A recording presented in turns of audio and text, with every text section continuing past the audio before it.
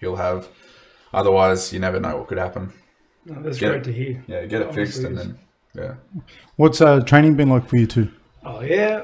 Cakewalk. So, nah. Not bad. We've been hitting the sessions, and Jimmy came in saying he was 103. I was pretty way. 103 lead. Robbie came in saying he was 94. Nah, I didn't. I said 96. And I was 94 after the session. Jimmy was 93.3. 103.3. 103.3 after the session. In fairness, 3 sessions. After 3 sessions. I hate the game, Robbie. I'll tell you that right now. So I remember we had wrestling yesterday. I don't want to hear excuses. And I shot a double. And I felt like I had tried doubling a Camry. It was ridiculous. Hey, it's all in the hips, bro. Because both of you can both probably speak on this. Both of you would probably hear from people like you could probably make middleweight, and people would probably say to you could probably still make welterweight, and you hear that like you're a small middleweight. That you hear that a lot. But like still, yeah, you think? Yeah, you're not a big middleweight. Really? Sorry, even to this day. To this day, my friend. You hear it all the time. It's not a. Yeah, I thought I've been getting bigger though. Like yeah, and you speak on it. What like did you? Now that you've seen Jimmy, would you say he could cut to middleweight? No way. He'd have to cut off his head. It was a big fucking head. I think we're in the same boat. We're just dense guys. Like until you grab a hold. You're like a giant dwarf. You're like a big dwarf. It's my new fighting name. The giant dwarf. Giant dwarf. He does got a big head, little limbs, big torso. This is reach. This is the sort of reach you want. I was holding the bag for him yesterday when he was punching it. And there's some power behind it. Yeah, but I got to be this close to hit the bag. He's doing that one. The bag's got more reach. No shit, it does. I think like until you grab a hold of us, you don't realize how big we actually are. Like Robbie, like I look small because the guys are like just big, but they're not dense. I find like a lot of guys can just draw that weight out of their muscle, but I couldn't. If I made middleweight, I'd fucking die. Because when you fight the light heavyweights and they look so much bigger than you, it's like they're taller. Yeah. But how do you find it strength wise? Well, they're taller and they're wider, but once they get a hold of me, they like you just see a look in their eye. They're like, oh shit, like he actually is big. I've never met someone that can outmuscle me. And I've moved around with heavyweights and stuff. Like, there's guys that are stronger than me, but like they're not that much stronger than me.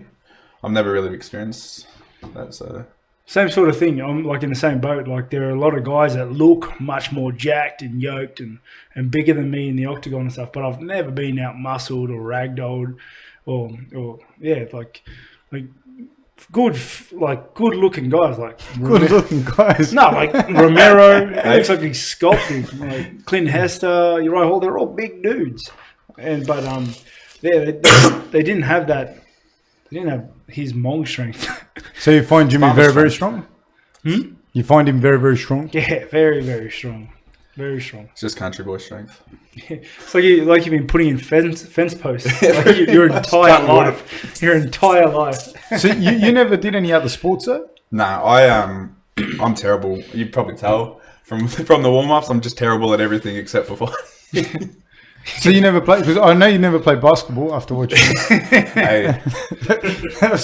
No, I had one game of AFL for the school, and I clotheslined someone in the first 5 minutes and got sent off, and I decided the ball sports weren't for me. You never thought, I might be really good at running at someone.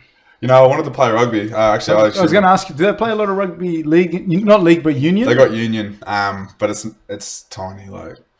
You're not built for AFL. No. Yeah, I was going to say like all the things you could have tried, he picks AFL, and I'm like, that's all there is in Victoria, man. There's they've got a union side in Bendigo. Actually, I think they do well, and I wanted to do it, but I had to make a decision. I couldn't do that and fight. So obviously, I just chose what my real passion was. But I love watching league, and if I wasn't a fighter, I probably would have tried to go rugby. Because looking at you, you look made to run at people. Yeah, I got a good sprint.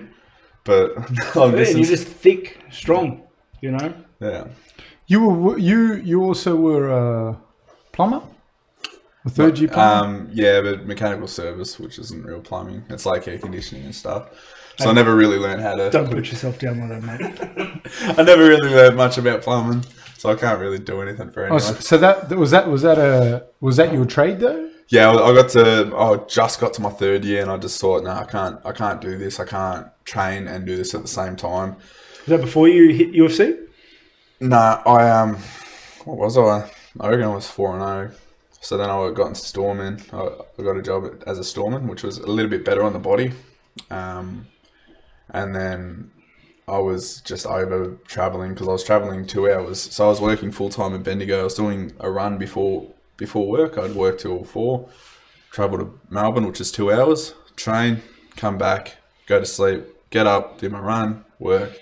And I was And you drive 2 hours to training. 2 hours and back. So I was doing about 16 hours in the car a week. And I thought, no, I can't do this. Like, because I was obviously just to get the work in with Sam, I was going 4 or 5 times a week to Melbourne and back. Where's Sam based? In Melbourne North City? Melbourne. Yeah, pretty much. Okay. In North Melbourne. And then I was going to Footscray with my good friend Daniel Kelly. He runs the sparring and stuff at his gym. So But that's still a hike. Still 2 hour and 45, 2 hours at the time I was leaving with traffic. So I just thought, I can't do this. So I rang my brother who was working as a forklift driver in Melbourne, and I just said, look, get me a job. Like, get me a job now. I can't keep doing this travel. And he goes, oh, I can't promise you anything, but I got a interview for you tomorrow if you want to come in. I was just said, whereas I quit my job, rent down, got the job in Melbourne, moved the next day, and then, yeah, as I said multiple times, the rest is history. It was the best move I ever made because then instead of traveling 16 hours, I was able to rest or get 2 extra sessions in or whatever I was doing. I was able just to actually rest because when you're driving, you don't rest. You don't switch off. It's draining. So how big was the difference for both of you when you were able to train full time? I'll let you speak on this first. So I was doing long hours too. I was doing like 11, 12-hour days, starting at 2. And, everyone thinks that it asks me if I train more now that I'm not working full time, but I only do 1 or 2 extra sessions. I was doing a lot of sessions when I was working, but I just find I get to recover more. I get more time to catch up on my physio. I get more time to get proper rest and recovery.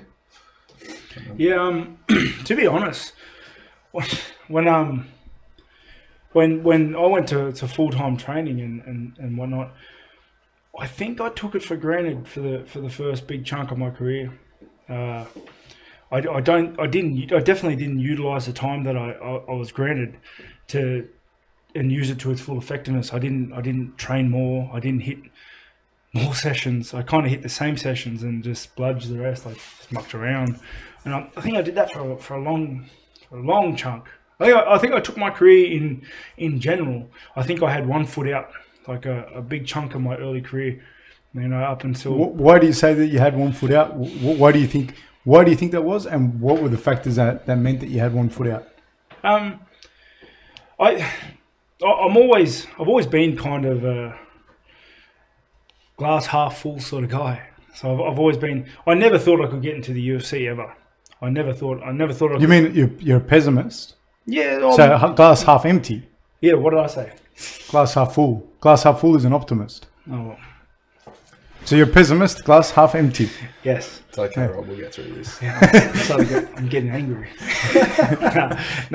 Yeah. So no, because I know what you meant. That's why, and I think I don't want everyone out there thinking that you're an optimist when you're a pessimist. Yeah. No, I'm not even. I'm not like a complete pessimist, but I don't know. I don't know what the word is where you don't believe in yourself to get as far as you can. I'm that sort of guy. Well, I was anyway. I never thought I could get into the UFC. I never thought I could make decent money. I never thought I'd get out of housing commission until I did it. So when it all happened, I wasn't really prepared for it. I wasn't really prepared for it, so I don't think I utilized it utilize the time that I was granted and the position that I was in properly. So and when I said that I had one foot out, like I didn't think I'd do great in the UFC. You know, I was always kind of just like, I didn't think, you know, I could stay there. I don't know. That's just me. I never thought that I would lose my next fight. That's not what I'm saying. But I didn't think that I would make top 10. Like, surely never. Yeah, I think knowing, because I know you and I was there throughout a lot of it. I think that's what I think people get that mixed up, because I don't think you lacked confidence in your fight ability and your ability to actually fight. I think you lacked clarity in as far as like the overall journey, and in what direction it was going, because you're always confident going into the fight. Yeah, I've never thought I would lose a fight ever. It's just one of those things. Like I train hard, and I did, and whenever I did train, I trained as hard as I could.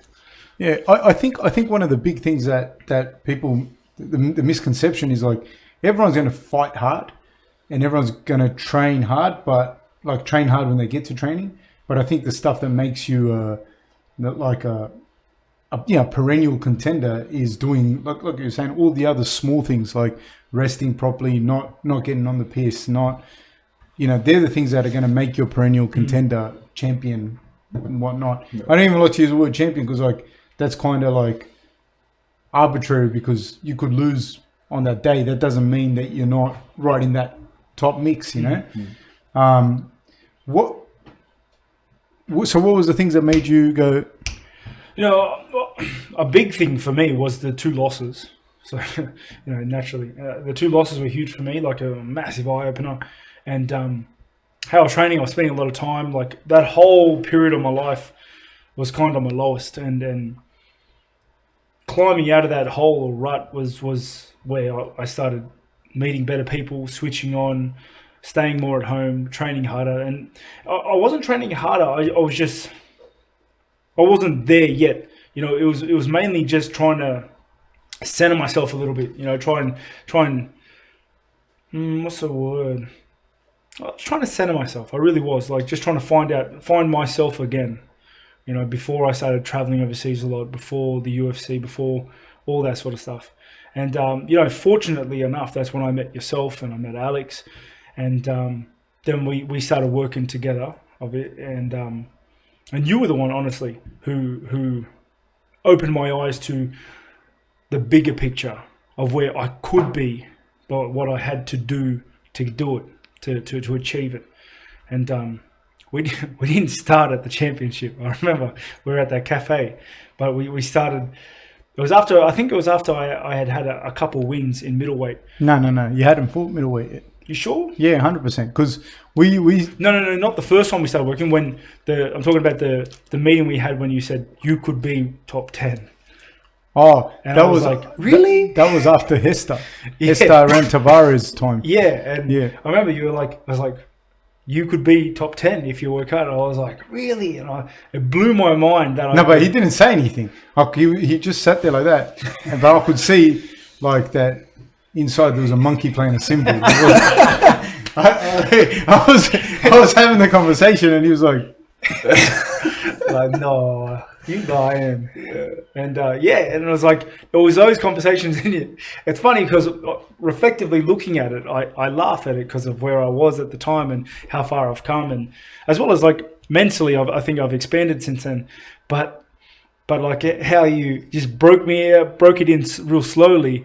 I was like, it was top 10 and then the monkeys and the cymbals, and then it was like top 3 and probably still a little bit of monkeys there. But then we started getting into that championship sort of level and that mentality, and then it clicked over. I think I'm not exactly sure when the exact point was, but it clicked over, and I was like, there is no ceiling. There is no ceiling. I'll make a new one. The lure of training overseas and whatnot for you why haven't you gone overseas? What made you want to stay at home, etc., etc.? I've been overseas a few times, never for camps, just to go over. Like I've been to Thailand a few times just to get some training in and have some go over with the boys and get like a training trip in. But I think Australia has everything you need. You just, especially like Victoria, I can speak for Victoria. If you're prepared to travel, it's got everything you need. If you're just going to sit still and expect everyone to come to you, it's not going to happen. So I think we've got everything, and I think we've got really, really good everything. But yeah, like the reason you just have to go out of your comfort zone. That's the reason I'm down in Sydney, just to get outside my comfort zone. But obviously, like, you look at my coaching staff at Sam Greco, Stewie Molden, and like all the boys down at Resilience and all stuff. Like, I've got a really good team, and you know, I think you've spoke on this before. You go overseas and you're just a number. I think Tiger Mataia, where I've been there, is a little bit different. They look after me a lot. But like, just overseas gyms, you're just a guy from Australia in the UFC. Well, who cares? The other thing is, if you're not prepared to drive to training and work hard here, you're not going to go there and be magically better. Yeah. You're still going to have to train hard when you get there. It's the same work. It's the same work. Yeah, and that's a big thing. Like I talk to people and I say, they're like, you drive an hour to go to Cronulla to train with Justin. And I go, yeah, it's like, it's a no-brainer. It's like, that's where my coach is. That's where I get the best work done. That's where I go to work. You know what's fucking crazier is like driving or fighting traffic for an hour and a half, or getting on the train and everything to go do, with all due respect, a job that you could probably do here. You know what I mean? And I look at people, but they're scared.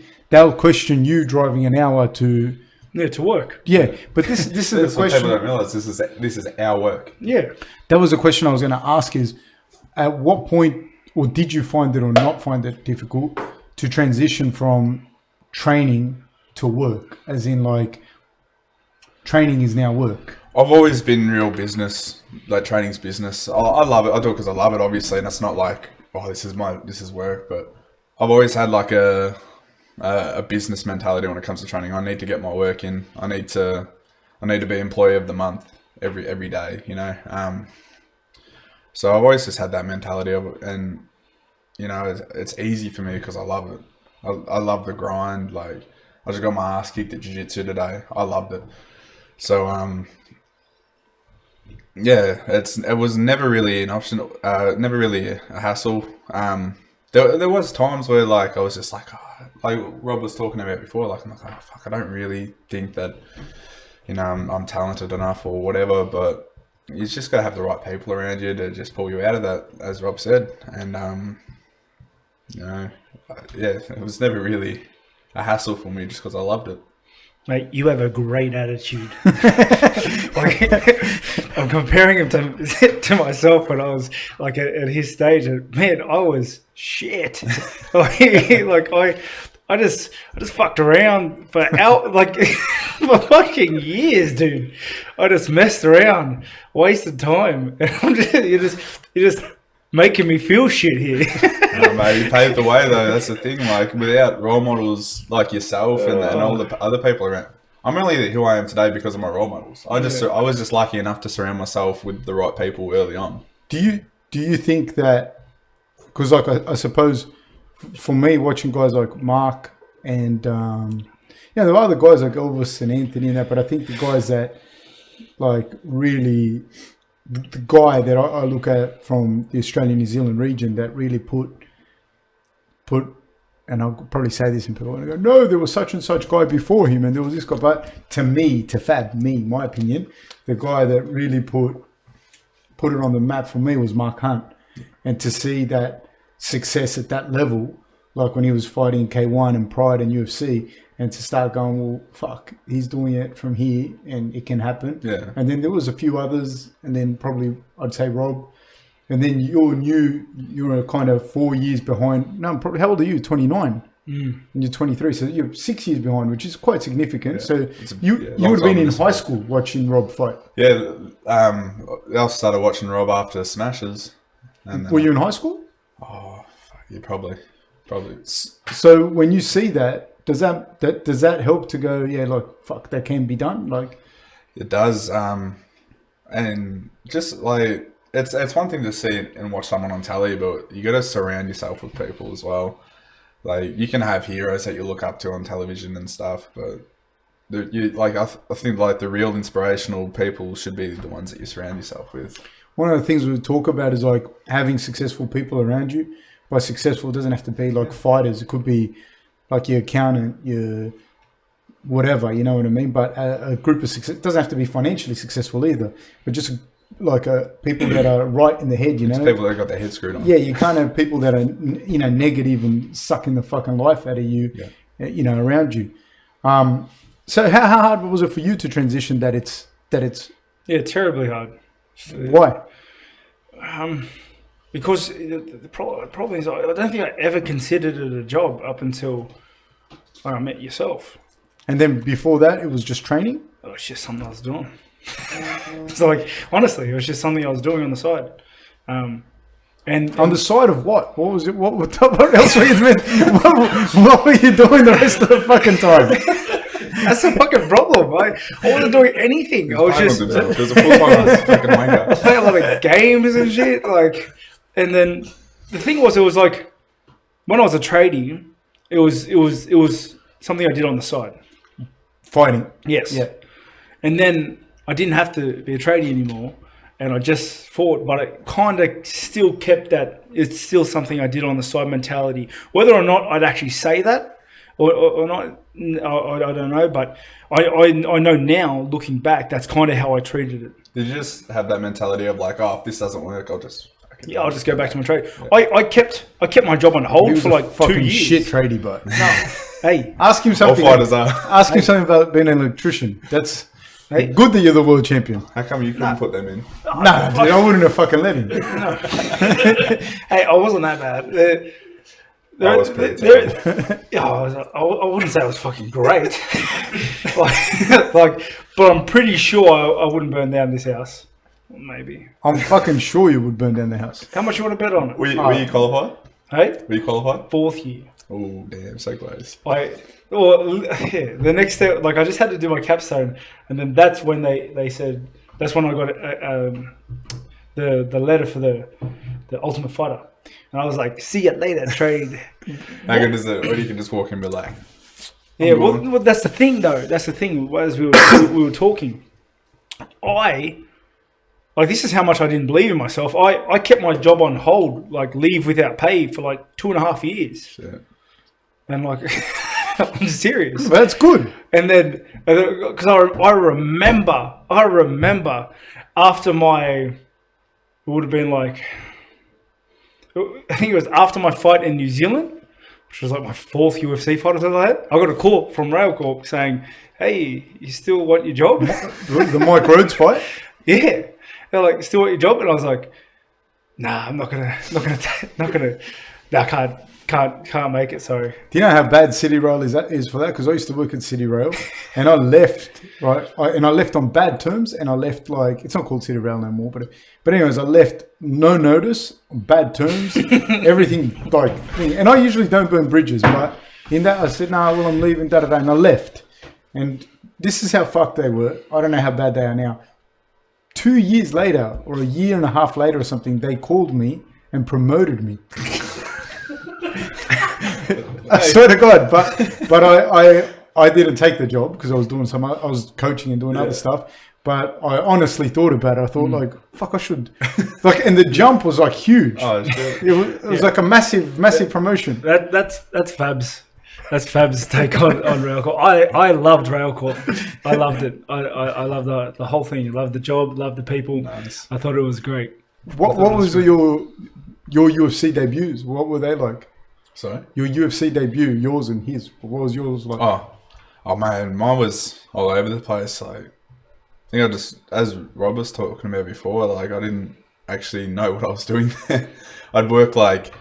So I was 7-0 before I got signed, and I was like... Then you won the Contender, and then you had your debut?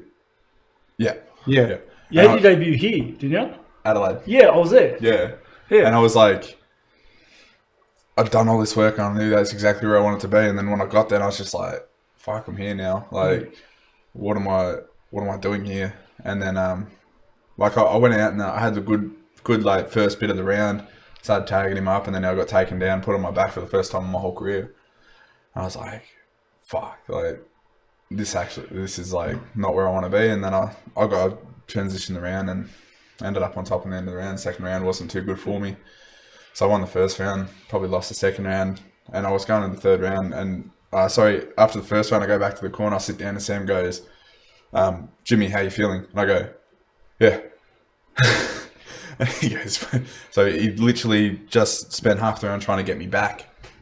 What was it? What happened? I just put so much emphasis on trying to block, because everyone's like, "Oh, don't buy into the crowd, don't do this, don't." And I just put so much emphasis on trying to block everything out. I wasn't actually thinking about the fight. I was thinking about trying to block everything out and just have a good performance. So like, you ended up winning that fight with Kimura, right? Yeah, it wasn't until like the third round, because like the second round you see me, I'm on the feet and I start swinging like this, and in the third round I come out and I start popping him off again like I was in the first, and then just started playing my game again. And then I just realized like all the outer stuff that you can't control is not your enemy. You just got to embrace it and use it to drive you forward. And I think I was just letting the pressure come down and hit me from above rather than use it to drive me.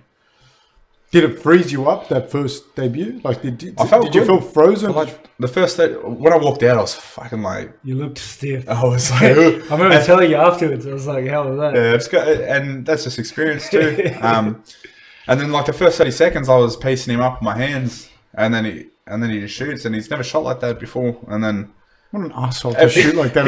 He was an annoying guy, but he was like wiry and he's super he was like long, strong, man, long and limber. But like, he's a nice guy. I had a beer with him afterwards. Paul Craig, he's a really good guy.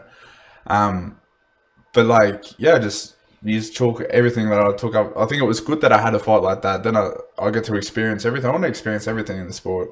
I want to overcome stuff. Like I don't want an easy route. I want to fight tough guys that can take it to me. What was your debut like? Actually, the guy that you fought in your debut, Brad Scott, he's got his own podcast, and he commented on the comment section. And he did an episode where he kind of commentated, narrated the fight with you while it was on a little screen. Is he still in the UFC?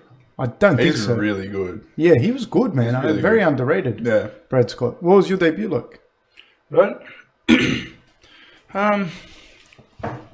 Your fight was much more exciting than mine. It was a good fight. A lot of guys. I guess the one thing that stands out is just the professionalism of the whole organization, like how professional it all seems. Like that's kind of mind-boggling. Was those at home?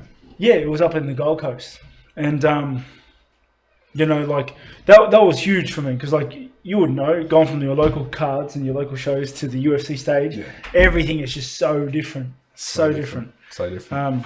So that was like that was one of the things, but like in terms of, I'm not too sure how I felt. Like I'm sure I was nervous, but I had a broken hand like that fight. Leading into it? Yeah, I broke it on. Shout out to Manny Rodriguez. His fat head. He's another man with a big head. Eh? Yeah, I broke it a couple of weeks beforehand. And did you know it was broken? Yeah.